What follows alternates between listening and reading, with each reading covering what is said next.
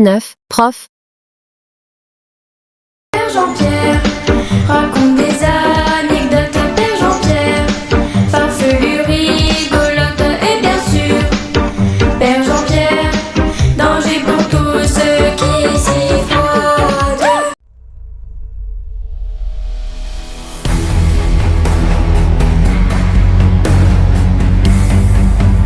Bonjour Gims. Bonjour Jean-Pierre. Avant de commencer, dites-moi, ces histoires de pyramides, c'était du pipeau? Bien sûr que non Jean-Pierre. Il y avait bien de l'or au sommet des pyramides. Cela servait de conducteur pour l'électricité. Oui, je vois bien, mais je vous ai transmis la vraie raison de la présence de cette électricité. Je confirme Jean-Pierre. Et je vais dévoiler la vérité à vos auditeurs. C'est tout simplement Toutankhamon qui avait fait un cadeau à Cléopâtre, un sextoy en or. Il fallait que la reine choisisse entre deux dieux, pour la forme, Horus et Phallus. Elle choisit donc tête de Phallus. Dès cet instant, l'électricité fut produite uniquement pour alimenter son sextoy. La vérité étant rétablie sur ce nouveau mystère des pyramides, nous allons pouvoir aborder une nouvelle page d'histoire.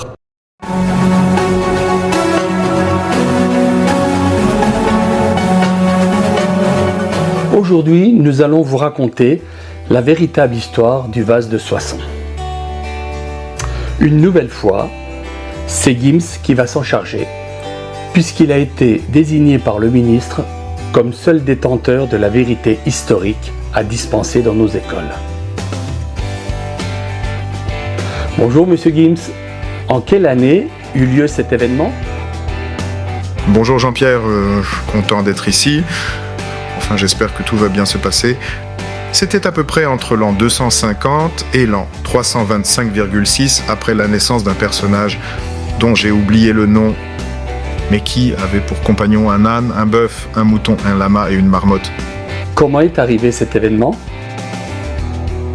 Après avoir remporté une grande bataille, Clovis, roi des Francs, autorise ce rituel visant à déposer le butin par terre pour aller vers une distribution des biens par tirage au sort.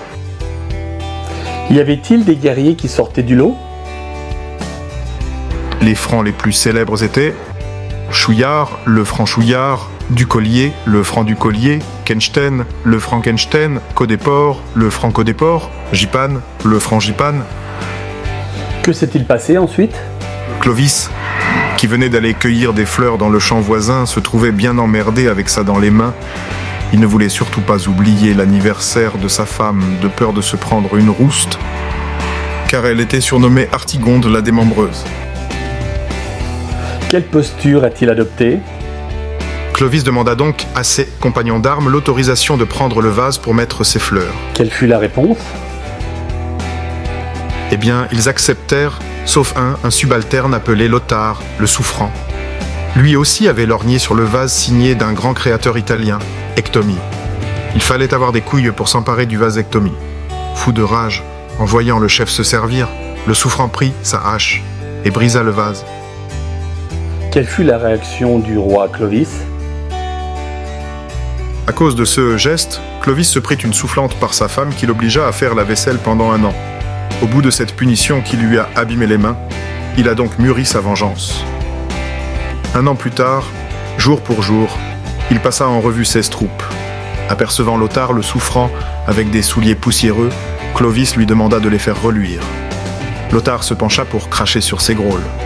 Clovis en profita pour sortir son fameux bouquet de fleurs qu'il avait gardé en souvenir de son engueulade avec sa femme. Comment cela s'est-il terminé? Au bout d'une vingtaine de coups de bouquet, il perdit les pétales, mais réussit à assommer Lothar le souffrant. Que faut-il retenir de ce fait historique? Depuis ce jour, les hommes se mirent à craindre la colère de Clovis, qui eut cette fameuse phrase « Faut pas me chier dans les bottes ».